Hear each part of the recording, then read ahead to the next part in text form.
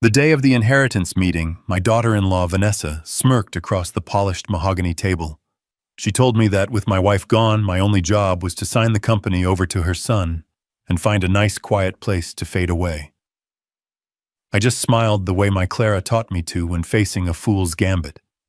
What she didn't know was that in my briefcase I had a single sheet of paper, a lab report that would not only deny her every penny, but would rewrite our entire family history. Before I tell you how that single piece of paper detonated a lifetime of lies, let me know where you're watching from in the comments. And please like and subscribe if you believe that truth, no matter how long it's been buried, always finds the light. The silence in our home in the days after we buried Clara was not an absence of sound. It was a physical presence. It filled the chairs where she used to sit, seeped into the floorboards, and hung in the air, like a fine dust coating every memory. For 70 years, I had lived a life full of noise. The roar of the saws in my first workshop, the laughter of a young son learning to ride a bike, the constant comforting hum of Clara's presence beside me. Now the quiet was deafening. The house, a sprawling colonial we had built together on a hill overlooking the city, felt less like a home and more like a museum of a life that had suddenly ended. I'd find myself walking into the kitchen expecting to smell coffee brewing, or into the garden expecting to see her tending her roses. Each time the emptiness hit me like a physical blow. It was during one of these quiet, aimless afternoons about a week after the funeral that Mark and Vanessa arrived. They didn't call first. The doorbell chimed through the silent house, a shrill, unwelcome sound. I opened the door to find them standing on the porch, their expressions a poorly rehearsed mix of sympathy and impatience. Mark, my son, couldn't quite meet my eyes. He mumbled something about checking in on me. Vanessa, however, looked right past me, her gaze sweeping across the foyer, as if she were assessing an asset. I led them into the living room, the one Clara had decorated with so much care. They sat on the pristine white sofa, looking utterly out of place. I offered them coffee, which they refused. There was an awkward pause, the kind of silence that waits to be filled by an agenda. Vanessa filled it. "James," she began, her voice dripping with artificial concern. "We've been so worried about you rattling around in this big house all by yourself." I didn't respond. I just sat in my armchair, the one opposite Clara's, and waited. And of course, she continued, "We've been thinking a lot about the future. About stability. For the family. For Leo."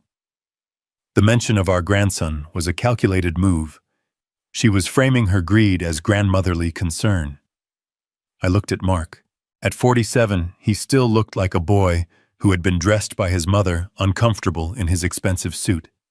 He was the head of sales at Callahan Interiors, the company I had started from nothing, in a rented garage, but he had none of my fire.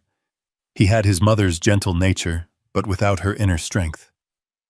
Now sitting next to his wife, he just looked weak. He shifted his weight, avoiding my gaze, tracing patterns on the carpet with his shoe.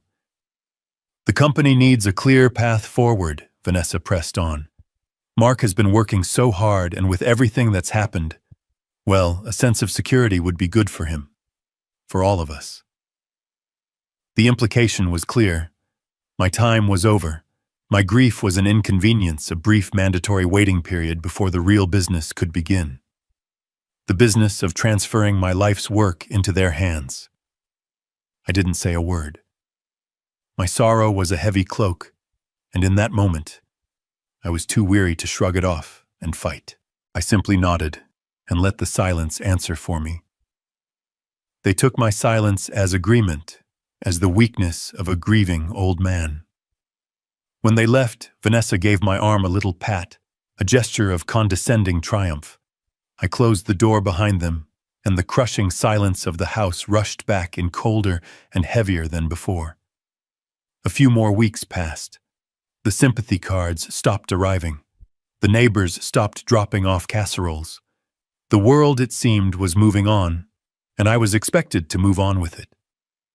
The shock of loss had begun to recede, leaving behind a constant dull ache in my chest. It was on a Tuesday morning, as I was paying some bills in my study, that the phone rang. It was Vanessa. There was no warmth in her voice this time, no pretense of concern. It was brisk, all business. James, I need to talk to you about something. I leaned back in my leather chair, the one Clara had bought me for my 50th birthday, and listened. Mark and Leo are not handling this well, she said, her tone sharp. The stress has been immense. They're exhausted. We all are. We need to get away to process our grief properly. I could hear the faint sound of a television in the background on her end of the line. It didn't sound like a house in mourning. We found a wonderful trip, she continued. A month in Europe, Italy, France. It would be so healing for us, a chance to reset. I waited for the point, though I already knew what it was. The thing is, James, we're a little tight on cash right now. I was hoping you could authorize a transfer from the company. A bonus for Mark, perhaps, for all his hard work. Say $50,000, it would cover everything. $50,000 for a grief vacation. The sheer audacity of it was breathtaking. She wanted to use the money from the company that Clara and I had bled for, sacrificed for, to fund a luxury holiday, while the scent of my wife's funeral flowers had barely faded from our home. Something inside me, something that had been dormant and buried under a mountain of sorrow, began to stir. It was a cold, hard anger. For 40 years I had been the provider, the protector. Clara had been the heart, the diplomat. She always smoothed things over, always found the middle ground. But she was gone. There was no middle ground left. There was only this raw, shameless avarice. I thought of my employees, men and women who had been with me for decades, who depended on the company for their livelihoods. I thought of the promises I had made to them, and the promise I had made to myself to honor what Clara and I had built. No, I said. The word was quiet, but it landed in the silence between us with the force of a gavel. There was a pause on her end of the line. What did you say? She asked, her voice laced with disbelief. I said no, Vanessa, I repeated, and this time my voice was stronger, forged in the sudden fire of my anger. The company's funds are for the company's business, not for vacations. She sputtered for a moment, utterly blindsided. How dare you? After everything we've been through, this is about family. Mark is your son. Mark gets a generous salary, I said, my voice level. If he wants a vacation, he can pay for it himself. I could hear her breathing sharp and ragged with fury. You will regret this, James, she hissed, and the line went dead. I placed the phone back in its cradle, my hand perfectly steady. The fight had come sooner than I expected, but I was ready for it. I didn't have to wait long. That evening, just as the sun was setting, casting long shadows across the lawn, their car screeched into my driveway. They didn't bother with the doorbell this time. I heard the front door open and slam shut. I was in my study, and I stood up from my desk as they stormed into the room. Vanessa's face was a mask of fury. Mark trailed behind her, looking miserable, his eyes fixed on the floor. What was that on the phone today? Vanessa demanded, her voice shrill. Who do you think you are? I looked past her directly at my son. Mark, I said, my voice quiet. Is this what you want, to come into my home and have your wife yell at me? Mark flinched, but said nothing. He couldn't look at me. That was his answer. His silence was his allegiance. Vanessa stepped forward, planting her hands on my desk. She was shorter than me, but her rage made her seem larger. Don't you talk to him, you talk to me. For years we have sat back and waited for you to retire, to step aside and let the next generation take over. We have been patient. We have been respectful. Her words were so detached from reality, they were almost laughable. But I wasn't laughing. Clara was the only thing holding this family together. With her softness, she spat, her voice dripping with venom. She was always protecting you, making excuses for your stubbornness. She was the buffer. But now she's gone, James. The buffer is gone, and you need to face reality. That company, this house, everything, it belongs to Mark. It is his birthright. Your time is over. I let her words hang in the air, listening to them echo in the quiet room. And in that moment I looked at my son, pleading with my eyes for him to speak, to show a flicker of loyalty, of love, of the decency his mother had tried so hard to instill in him. He just stood there, a silent, miserable statue, a willing accomplice to his wife's cruelty. And that's when I knew. The grief for my wife didn't disappear, but a new feeling settled in beside it, cold and sharp as glass. It was clarity. I saw them, truly saw them, for the first time. The family I thought I had was an illusion, a fragile peace treaty maintained by one woman's boundless love. Now that she was gone, the war had begun, and they had just shown me without a shadow of a doubt that there would be no prisoners. I gave a slow, deliberate nod. A new cold resolve settled into my bones. "I understand," I said softly. "I understand completely." The confrontation with Mark and Vanessa left a scar. It wasn't the anger that lingered, but the profound sense of dislocation. They had stood in my study, a room filled with a lifetime of shared memories with Clara, and tried to declare that life null and void. They had tried to reduce my existence to a signature on a transfer document. That night, sleep offered no escape. I lay in our large empty bed, listening to the house settle each creak and groan, a reminder of its emptiness. Clara's side of the bed was cold. I was adrift in a life I no longer recognized, and I felt an overwhelming need to find my bearings, to anchor myself to a time when things made sense, when love was not a negotiation and family was not a battlefield. That's what led me to the attic the next morning. The air was cool and still smelling of cedar and decades of stored memories. Sunlight streamed through the single round window at the far end, cutting a golden path through the dusty air, illuminating floating motes like tiny forgotten stars. Everything up there was a piece of our history. The old rocking horse with one ear missing that Mark had adored. Stacks of vinyl records from our courtship. A tower of National Geographic magazines I always swore I'd read again someday. Under a white sheet stood the ghostly silhouette of Clara's old sewing table, where she'd hemmed countless pairs of pants for a growing boy and stitched Halloween costumes with meticulous care. I came up here seeking solace, seeking her. I needed to feel the texture of our life together, to remind myself that the ugliness of last night was an aberration, not the sum of our existence. I ran my hand over the smooth, worn wood of the rocking horse, a faint smile touching my lips. I remembered Mark's squeals of laughter, his small hands gripping the handles for dear life. How could that joyful little boy become the silent, defeated man who stood by while his wife tried to tear me down? The question hung in the dusty air unanswered. I moved deeper into the attic towards the corner where Clara kept her personal keepsakes. There were boxes filled with photo albums, her college yearbooks, neatly labeled containers of Mark's childhood art projects. I sat on an old trunk, the leather cracking under my weight, and opened the top photo album. There we were, young and impossibly optimistic on our wedding day. There was Clara holding a tiny bundled Mark in the hospital, her face glowing with a love so fierce it seemed to radiate from the glossy paper.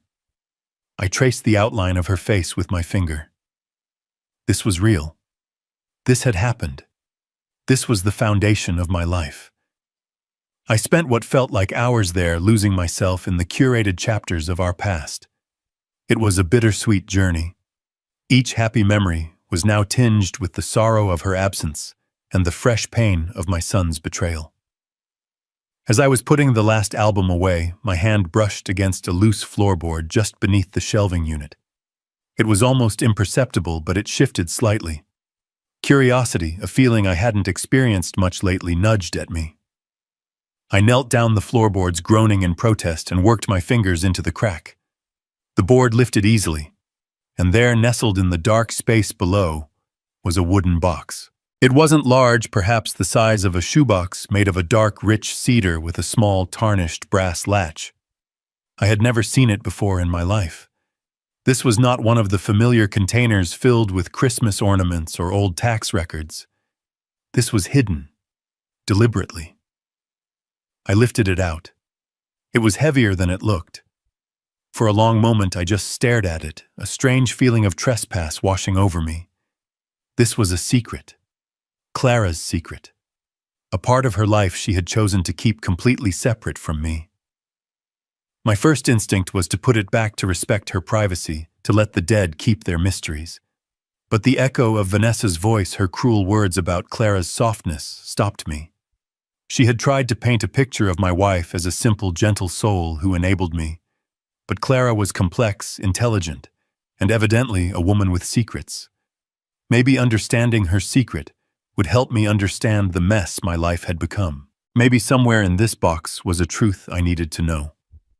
With a sense of trepidation that felt like a cold weight in my stomach, and I carried the box over to the beam of sunlight. I sat down on the floor, the dust clinging to my trousers, and I lifted the latch. The inside of the box smelled of dried flowers and old paper. On top lay a pressed gardenia, brown and brittle with age, her favorite flower. Beneath it was a small black and white photograph of a young man with dark, wavy hair and a confident smile. It wasn't me. It wasn't anyone I knew. And under the photo, there were letters. Dozens of them tied in neat bundles with faded blue silk ribbon. My heart began to pound, a slow, heavy drumbeat in the silent attic. My hands trembled slightly as I picked up the first bundle. The envelopes were yellowed, the stamps bearing the likeness of a president long gone. The postmarks were from nearly 50 years ago, from the year before Clara and I met. I carefully untied the ribbon and slid the first letter from its envelope. The paper was thin, almost translucent. The handwriting was a strong, masculine script. The ink faded from black to a soft gray. "My dearest Clara," it began. I felt a pang of something I couldn't name. Jealousy, intrusion. I read on. The letter was beautifully written, full of passion and shared dreams, references to books they were both reading, and plans for a future together. It was signed, "Forever yours, Richard." I sat there for a long time reading through that first bundle. It was a portrait of a passionate, youthful love affair. A part of me was hurt, a primal sting of knowing she had loved someone else so deeply. But another larger part of me felt a profound sadness for her. For whatever reason, this love had ended, and she had packed it away, buried it under the floorboards of our life together. I almost stopped there. I almost tied the ribbon back around those letters, put them in the box, and hid it away again, leaving her youthful ghost to rest. But my hand, almost of its own accord, reached back into the box. There was another smaller bundle at the very bottom, tied with a different, darker ribbon.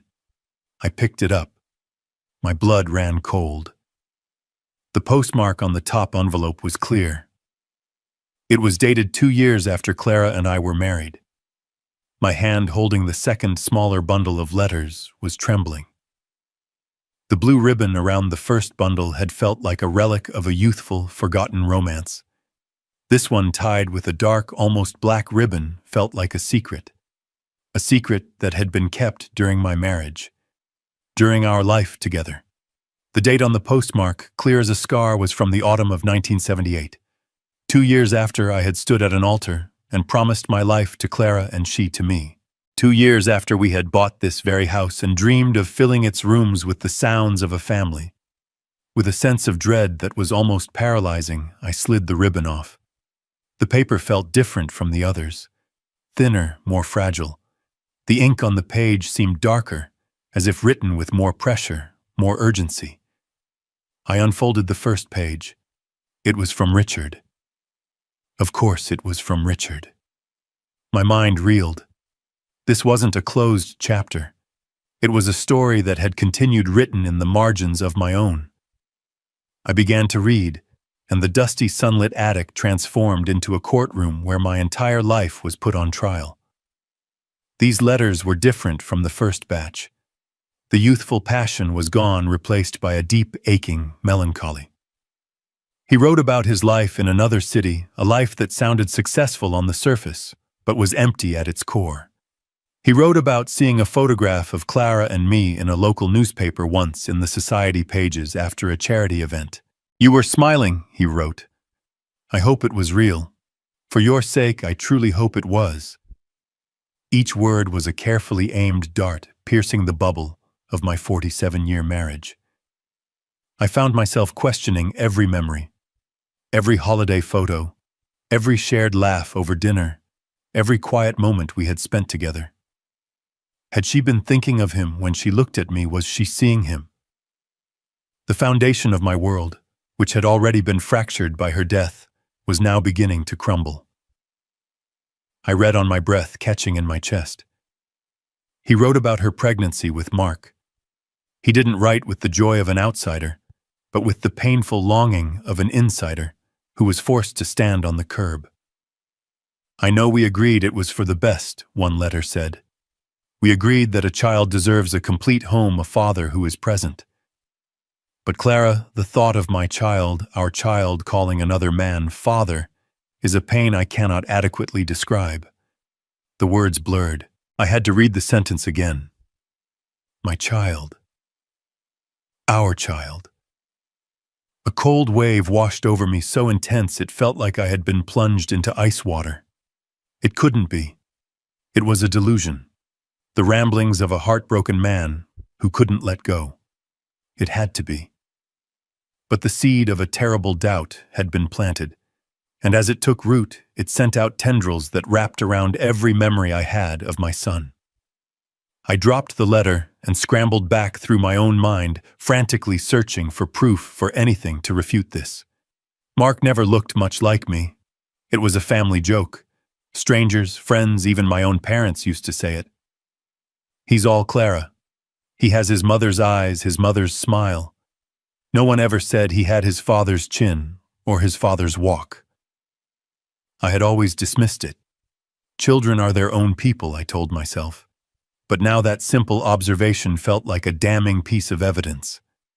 I remembered Clara's fierce, almost desperate protectiveness of him. I had seen it as a mother's boundless love, but now I saw it through a different lens. Was it love or was it guilt? Was she protecting him from the world? Or was she protecting her secret from me? A specific memory surfaced so vivid, it was as if it were happening right in front of me. Mark was about 16, struggling in school, showing no interest in the woodworking business I hoped he would one day inherit. I had been hard on him one evening, frustrated by his lack of ambition. Clara had found me in my study later that night, her eyes red from crying. He can't help who he is, James, she had pleaded. He's not you. You can't expect him to be. Just please love him for who he is. At the time I thought she was talking about his personality, his interests. But now her words had a chilling new meaning. My hands shook as I reached for the last letter in the bundle. The envelope was thinner than the rest, containing only a single sheet. The paper felt different, heavier. The date was from the spring of 1979, just a few months after Mark was born. This was it. The final piece. The letter was a farewell. Richard wrote that he was moving to the West Coast, that he couldn't stay so close anymore. It was too painful. He wrote that he would never contact her again, that he was setting her free to live her life. And then I saw it. The final paragraph. The words that would act as the judge and jury for the rest of my life.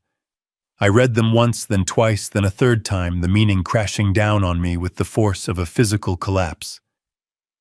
Know that I will go to my grave loving you, Clara. I will always love you and our little boy, even if he carries another man's name. Our little boy. Even if he carries another man's name. The sunlight streaming through the attic window seemed to dim. The air grew thick and heavy, impossible to breathe. The attic was no longer a sanctuary of memories. It was a tomb for the life I thought I had, for the woman I thought I knew, for the son I thought was mine. The quiet hum of the house was gone, replaced by a roar in my ears. 47 years. 47 years of a lie beautifully crafted, meticulously maintained. Every birthday party for Mark, every scraped knee I had bandaged, every proud moment at a school play, every dollar I had invested in his future, it all replayed in my mind, now tainted, recontextualized into a grand, tragic deception. The grief I felt for Clara was twisted into something unrecognizable. It was still there, a profound sadness for the woman I had lost. But now it was tangled with the sharp, bitter thorns of betrayal. Had she ever truly loved me, or was I just the convenient, stable man who could give her child a name and a future, the man who would never know? The anger I had felt towards Vanessa and Mark the night before seemed trivial now, like a child's tantrum compared to this earthquake. Theirs was a simple, ugly greed. This was a betrayal that redefined my entire existence. The fight was no longer about a company. It was no longer about money or a house. It was about the truth. I looked at the letter in my trembling hand. The words seemed to mock me from the page. I had to know. I had to be sure. I folded the single sheet of paper, tucked it into my pocket, and walked out of the attic, leaving the ghost of my marriage behind in the dust and the dark. I didn't know what the future held, but I knew one thing with absolute certainty. I knew my very next phone call. Walking out of the attic was like surfacing from a deep, dark body of water. I moved through my own home like a ghost, my feet silent on the plush carpets. The photos on the walls, once sources of comfort, now felt like accusations. Every smiling picture of Mark of our family was a monument to a lie. The cold resolve that had settled in my bones in the attic was not a feeling of anger. It was something heavier, something more final. It was the feeling of a foundation giving way, and the grim determination to build something new on the rubble, something based on truth, no matter how brutal that truth might be. I picked up my car keys from the hall table and walked out the door, leaving the house and its suffocating silence behind me. The drive into the city was automatic. My hands knew the route, but my mind was a million miles away, rereading the words on that single damning sheet of paper. The city I had watched grow, the city where I had built my business, and my life seemed alien to me now. The familiar landmarks, the buildings whose interiors my company had crafted, meant nothing. They were just brick and steel, a backdrop to a life I was no longer sure I had ever truly lived. David Chen's office was in one of the older, more distinguished buildings downtown, a place of granite and polished brass that projected an aura of permanence and stability. It was exactly what I needed. David had been my lawyer for nearly 40 years, but he was more than that. He was my friend. He and his wife had been at our wedding. I was the godfather to his eldest son. He had held Mark as a baby at his christening, bouncing him on his knee. He was the only person on earth I could trust with this.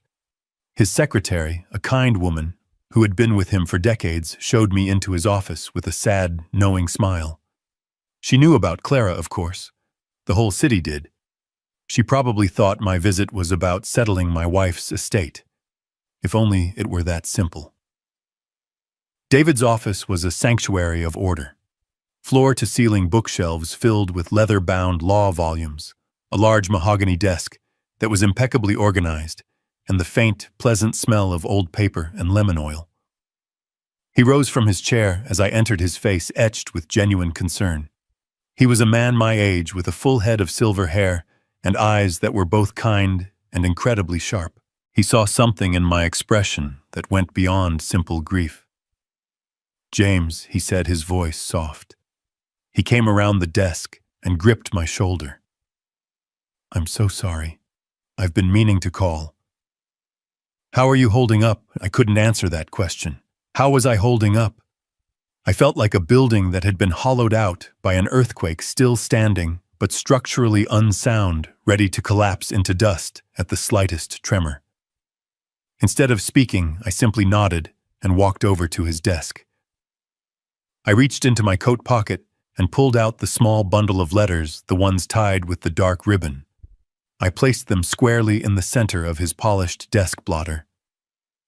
David looked from my face to the letters, a question in his eyes. He sat down slowly, his gaze never leaving mine. "What's this, James?" he asked. I took a deep breath, the first one that felt like it had reached the bottom of my lungs all day. that I said my voice hoarse is a complication. I proceeded to tell him everything. I told him about the attic, about the box, about the 2 bundles of letters. I spoke in a low, flat monotone, relaying the facts as if I were a witness describing a traffic accident. I kept my emotions locked down tight. If I let even a crack of it show, I knew I would shatter. I told him about Richard, about the letters written before I knew Clara, and then about the ones written after. As I spoke, David listened without interruption. He leaned forward, his hands clasped on the desk, his entire focus on me. He was no longer just a friend offering comfort. He was a lawyer, absorbing information, assessing a situation. When I got to the final letter, the one written after Mark's birth, I couldn't just summarize it. I had to say the words out loud to give them weight in the silent wood-paneled room. The last one was a farewell, I said, my voice barely a whisper. He said he was moving away, and he ended it with this sentence. I looked David straight in the eye. He wrote, "I will always love you and our little boy, even if he carries another man's name." The words hung in the air between us, heavy and obscene. The only sound was the quiet ticking of a grandfather clock in the corner of the room. David, a man who made his living with words, was speechless. He slowly leaned back in his chair, his eyes closing for a moment, as he absorbed the full, devastating impact of what I had just told him. He was processing not just the potential legal ramifications, but the 47-year betrayal of his friend. When he opened his eyes again, the kindness was still there, but it was now overlaid with a lawyer's focused intensity. He didn't offer platitudes or empty condolences. He asked the only question that mattered. "What do you want to do, James?" This was the moment my plan, which had been a formless, instinctive thing born of shock and pain, began to solidify. First, I said, my voice gaining strength, "I need to know for sure. I need absolute, undeniable legal proof. I need a DNA test." David nodded slowly. "That's the logical first step. But it's tricky. We can't compel Mark to provide a sample without raising suspicion. It has to be done discreetly. Through abandoned DNA." "Abandoned DNA?" I asked. "Something he leaves behind," David explained. "A coffee cup he drinks from a napkin, a piece of hair from a comb. Something we can collect without his knowledge and send to a reputable lab. It will be admissible later if we establish a clear chain of custody." We spent the next half an hour brainstorming, the two of us hunched over his desk, like generals planning a campaign. The emotional storm of the last 24 hours was being channeled into cold, hard strategy. It was a relief to focus on logistics, on the practical steps of a plan. It kept me from thinking about the abyss that had opened up in my past. We settled on a method, a way to get Mark and Leo to my house for a supposed preliminary chat, a way to secure what we needed. "All right," David said, making notes on a legal pad. "We can set that in motion." He looked at me, his expression serious. "And what's the second step, James? After you know for sure what happens, then?" I leaned forward, my hands flat on his desk. "Second," I said, and my voice was cold as ice. "You are going to call Vanessa. You are going to tell her that I am ready to discuss the future of the company and the estate. You are going to schedule the official inheritance meeting she has been demanding. I want them to walk into that room feeling confident. I want them to feel like they've already won. I want them to lay every one of their greedy cards on the table. And then, and only then, will we show them our hand." David looked at me for a long moment, a flicker of concern for his old friend in his eyes. But he also saw the unshakable resolve. He gave a single firm nod. "All right, James," he said. "Let them set their own trap. We'll be ready when they do." When I walked out of his office and back into the late afternoon sun, the world still felt alien. But I no longer felt like a ghost in it. I had a purpose. The silent readjustment had begun. The days that followed my meeting with David were a strange paradox. On the surface, my life was a quiet routine of grief. I woke up, made coffee for one, and walked through the silent rooms of my house. But beneath that calm surface, a silent, methodical war was being waged. It began with a phone call. My hand was steady as I dialed Mark's number. It was time to set the trap. Vanessa answered, her voice sharp and suspicious. "What is it, James?" I pitched my own voice to sound weary, conciliatory. "Vanessa, hello?" I was hoping to speak with Mark. There was a muffled sound as she passed the phone, and then Mark's hesitant voice came on the line. "Dad, Mark." I began letting a sigh seep into my words.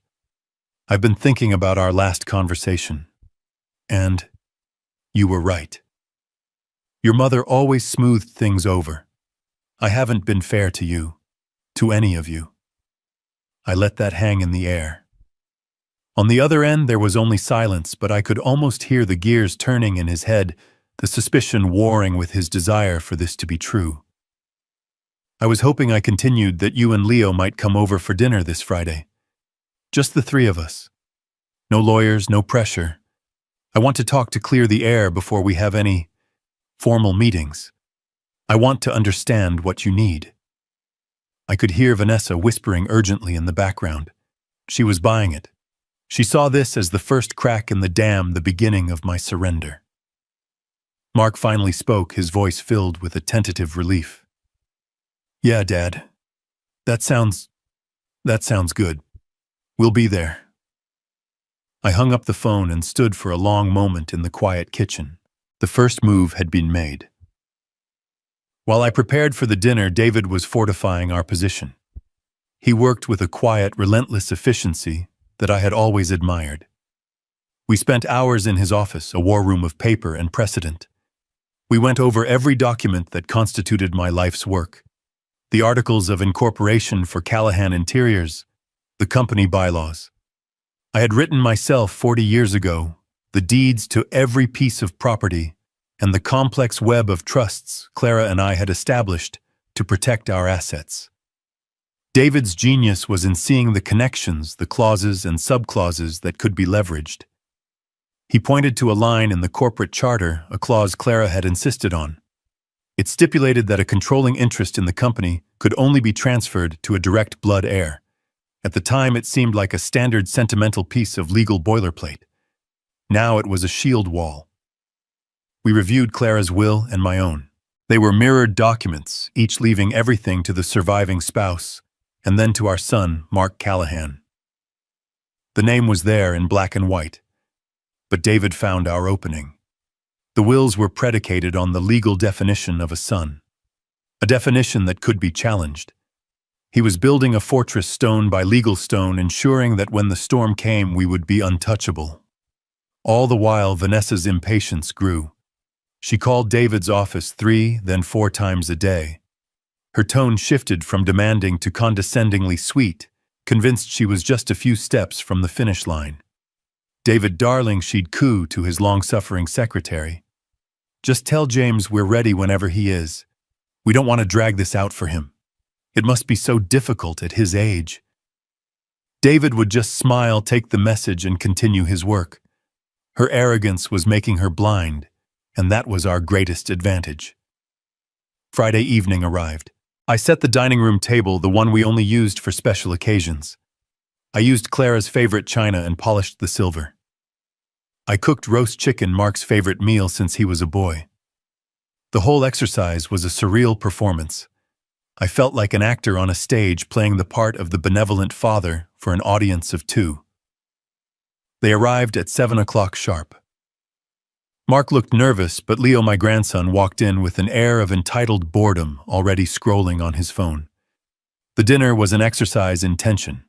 I kept the conversation light, telling old stories about the early days of the company, carefully avoiding any mention of Clara. I talked about a new project we were bidding on, a big hotel renovation downtown. I was trying to project an image of a man who was still in control, still vital, but perhaps ready to consider a future with less responsibility. I could see Mark relaxing slightly, starting to believe the fiction I was weaving. Leo barely looked up from his phone. I poured Mark a glass of water from a pitcher. I watched him pick it up, his fingerprints, clear on the smooth, cool surface. I watched him take a long drink. My heart was a stone in my chest. This man, this stranger who had called me father, his entire life was drinking my water at my table while I plotted to prove he was not my son.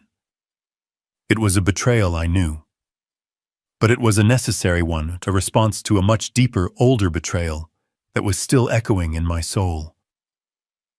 After a strained hour of small talk, they made their excuses and left. I walked them to the door, shook Mark's hand, and told him I looked forward to our official meeting. "I think we can come to a very fair arrangement," I said, looking him in the eye. He nodded eagerly, a hopeful smile on his face. He didn't see the ice in my gaze. He only saw what he wanted to see. The moment their car's taillights disappeared down the driveway, my performance ended. I went back to the dining room. There it was. The glass. Sitting on the table half full, a perfect specimen. Following David's meticulous instructions, I pulled on a pair of latex gloves. I carefully picked up the glass, holding it by the stem. I placed it in a large sealable evidence bag. I took a permanent marker and wrote the date, the time, and Mark's name on the bag. The act was so clinical, so detached, it felt like something from a television crime drama.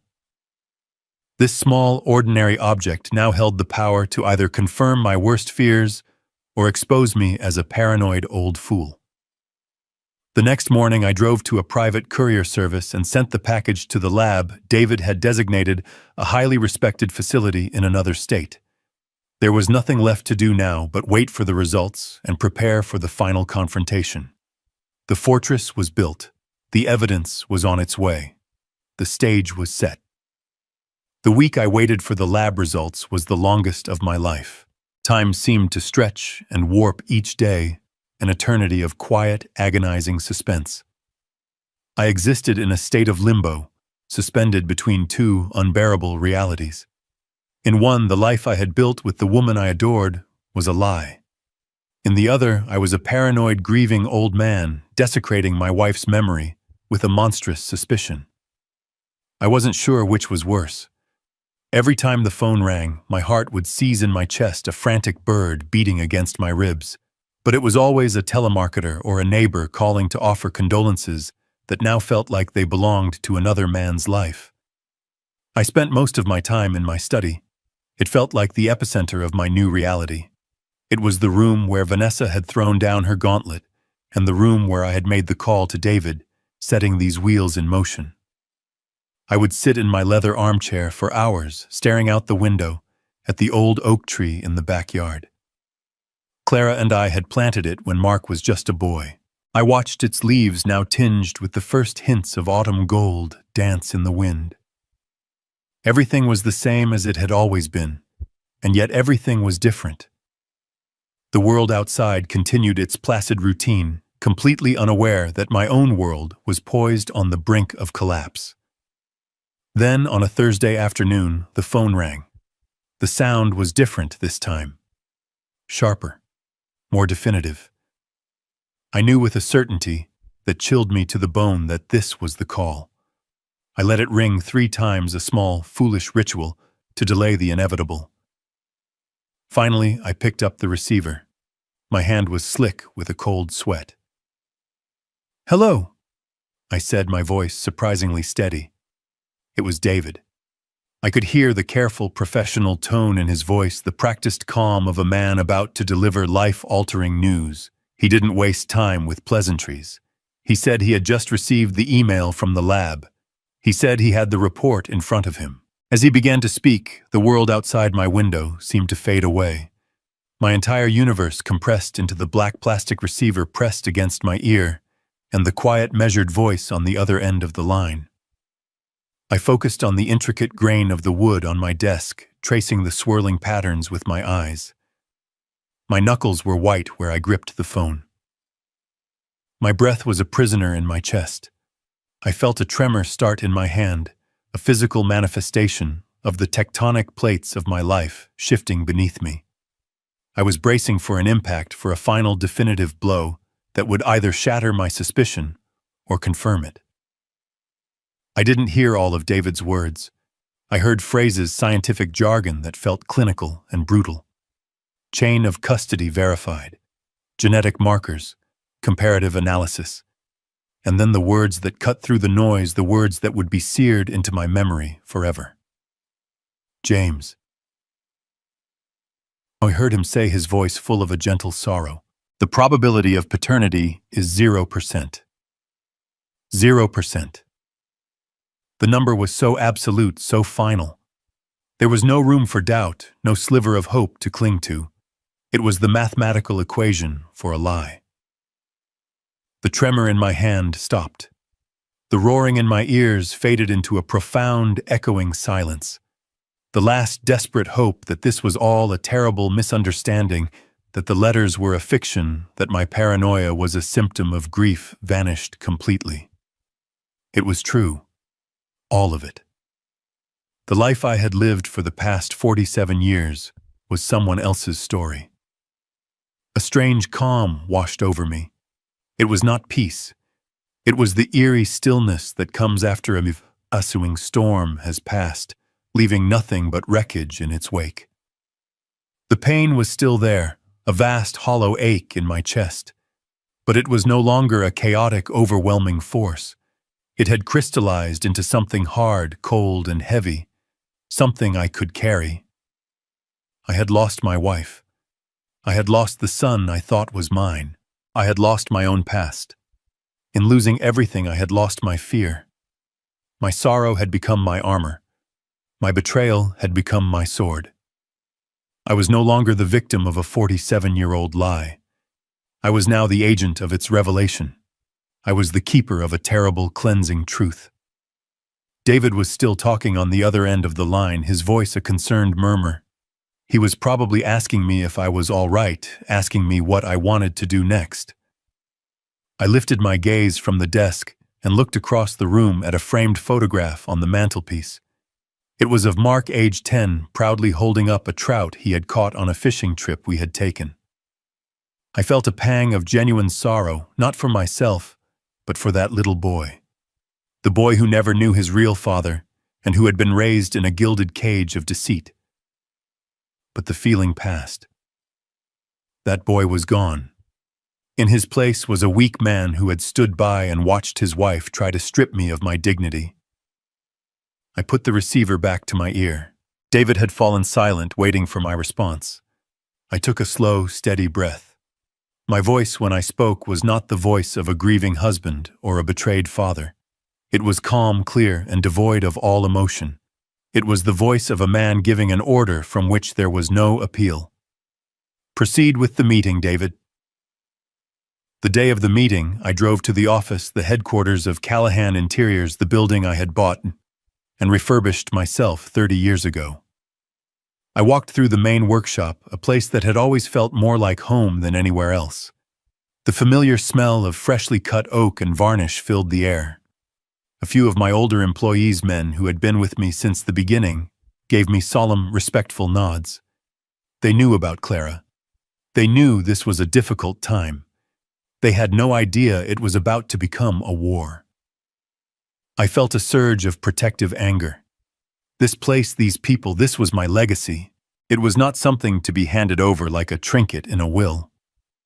The boardroom was on the top floor, a large sunlit space with a floor-to-ceiling window that offered a panoramic view of the city I loved. In the center of the room was the table.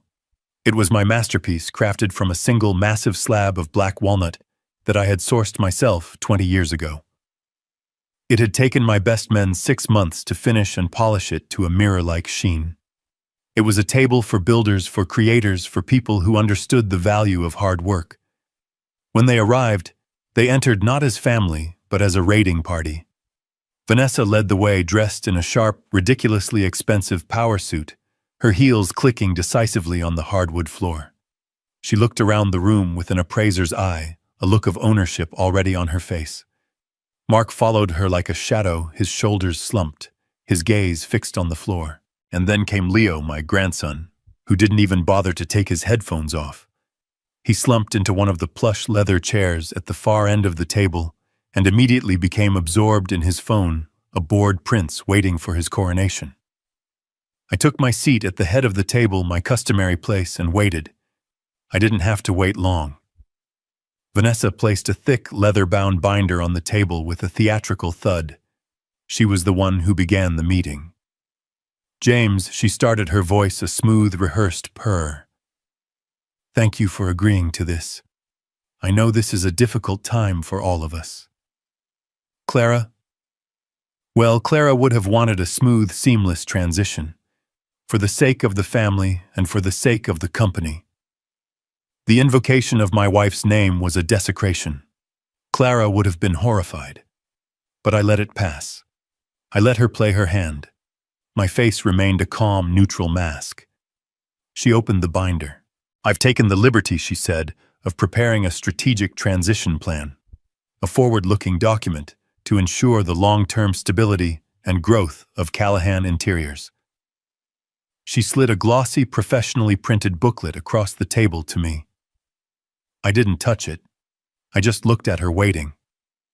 She cleared her throat and launched into her performance.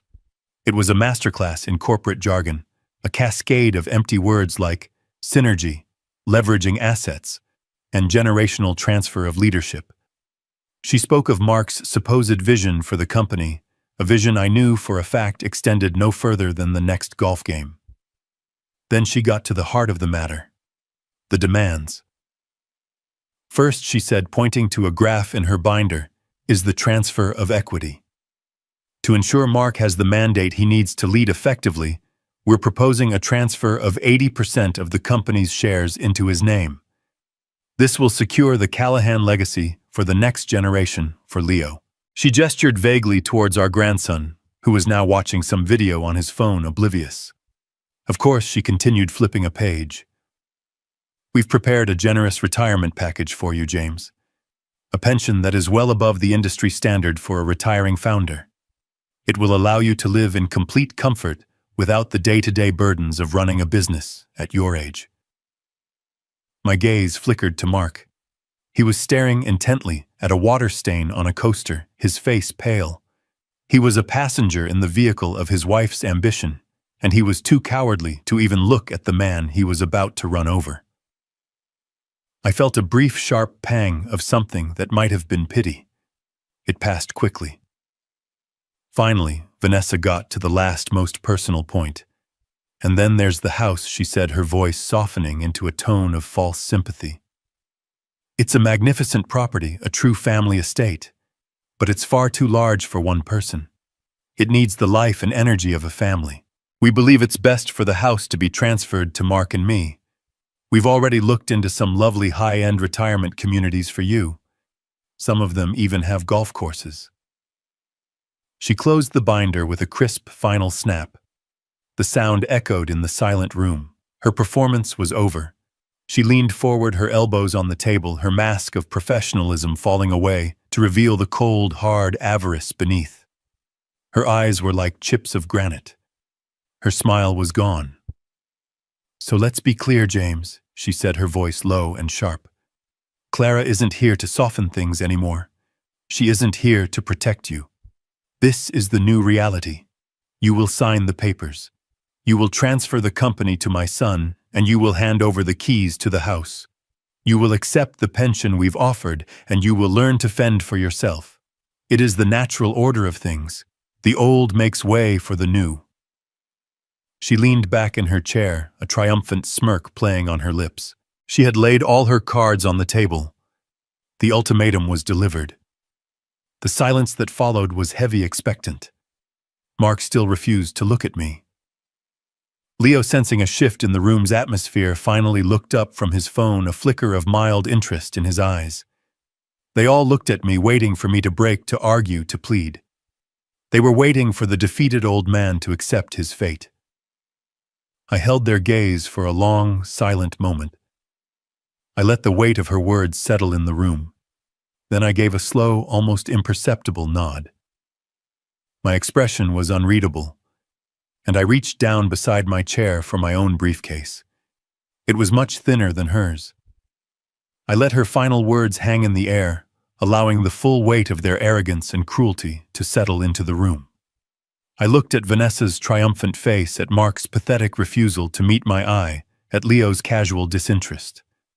They had presented their vision of my future, a quiet, managed decline into irrelevance. They had read me my sentence, and now they were waiting for my surrender. A slow smile touched my lips. It was not a smile of warmth or amusement. It was the smile of a chess player who sees the board with perfect clarity and knows his opponent has just made a fatal, irreversible mistake. The smile seemed to unnerve Vanessa. A flicker of uncertainty crossed her face. "What's so funny?" She snapped, her voice losing some of its earlier confidence. I ignored her question and looked down at my own briefcase, the thin leather attaché case that had been by my side for 30 years. I rested my hand on it.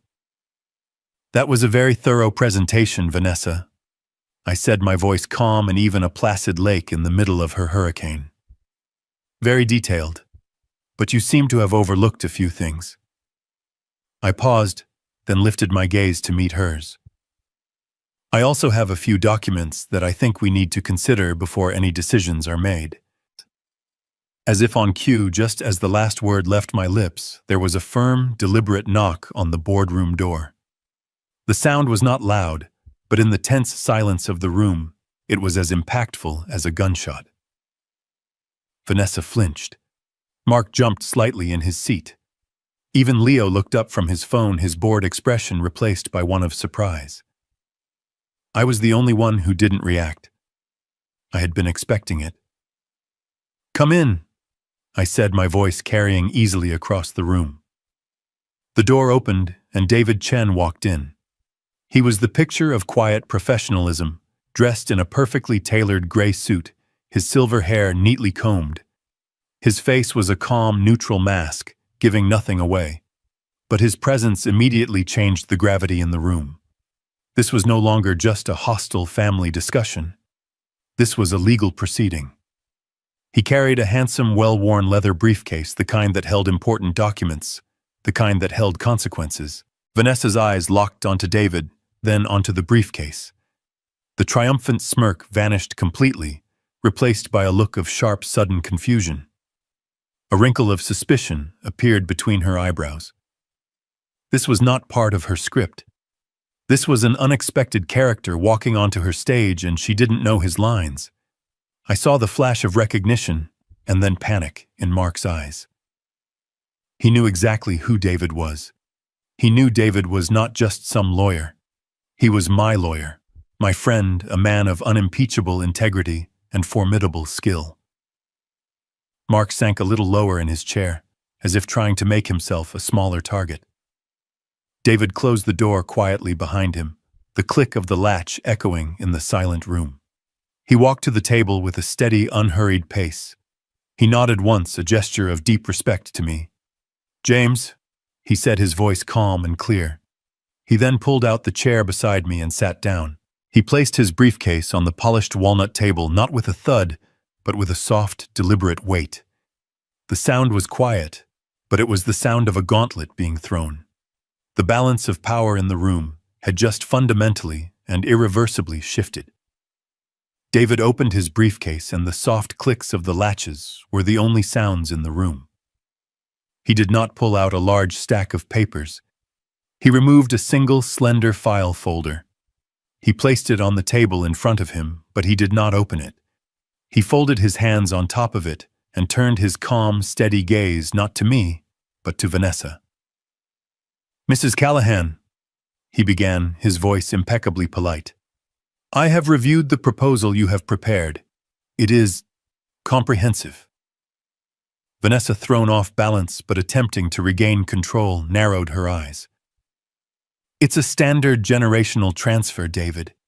Surely you've seen hundreds of them. Now, if you'll just advise James on the relevant signature lines, we can conclude this." David offered a faint, almost imperceptible smile. "A transfer of this magnitude is never standard," he said smoothly. "It's about more than just assets and equity. It's about legacy. It's about heritage. It's about the continuation of a bloodline. These were matters of great importance to both James and the late Mrs. Callahan when they drafted the foundational documents for their estate." At the mention of bloodline, a flicker of something unreadable crossed Vanessa's face.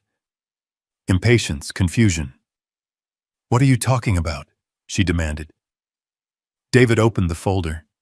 He slid out a single sheet of paper, a copy of the original corporate charter for Callahan Interiors. He turned it around and pushed it across the table. His finger pointed to a specific paragraph. "I'd like to draw your attention to Article 7, Section B," he said.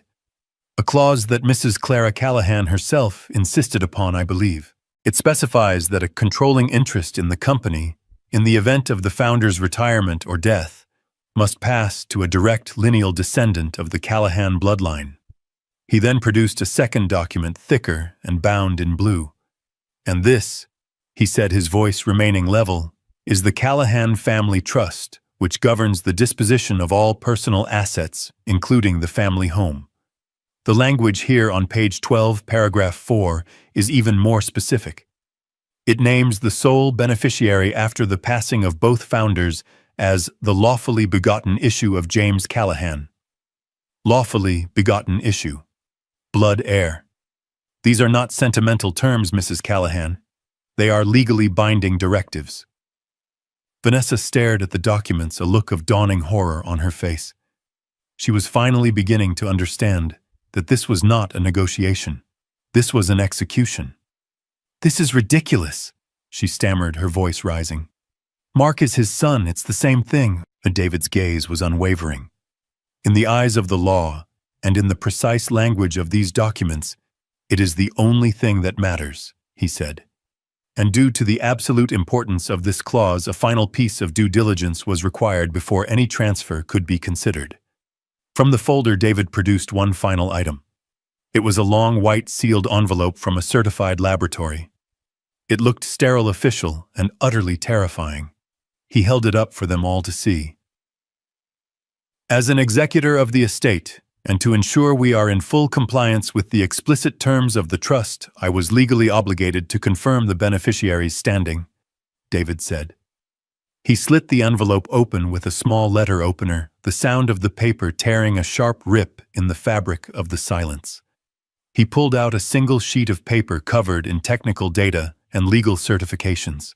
He scanned it for a moment, his face impassive. Then he looked up, his gaze moving from Vanessa to Mark, who now looked like he was about to be physically ill. David cleared his throat. "This is the certified report from a genetic comparison analysis," he stated.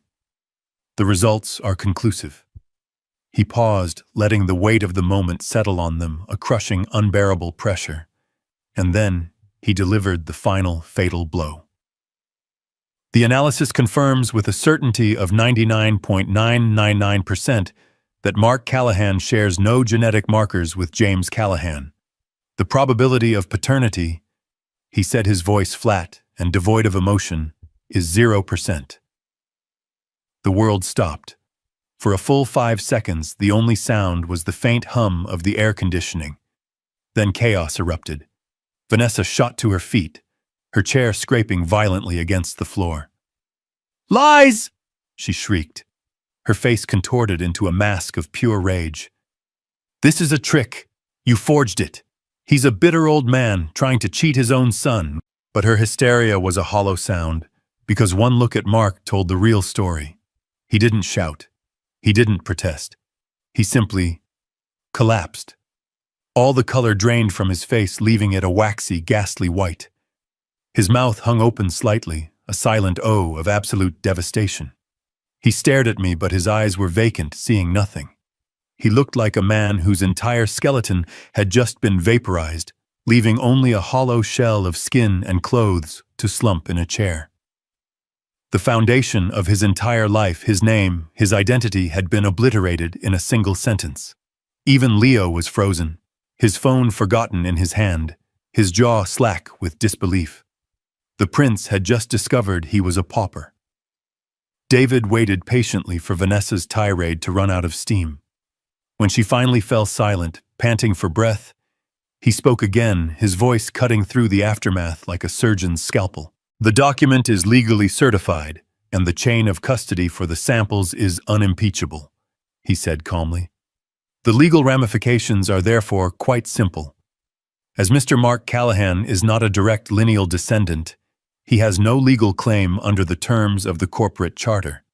As he is not the lawfully begotten issue of James Callahan, he has no legal claim under the terms of the family trust.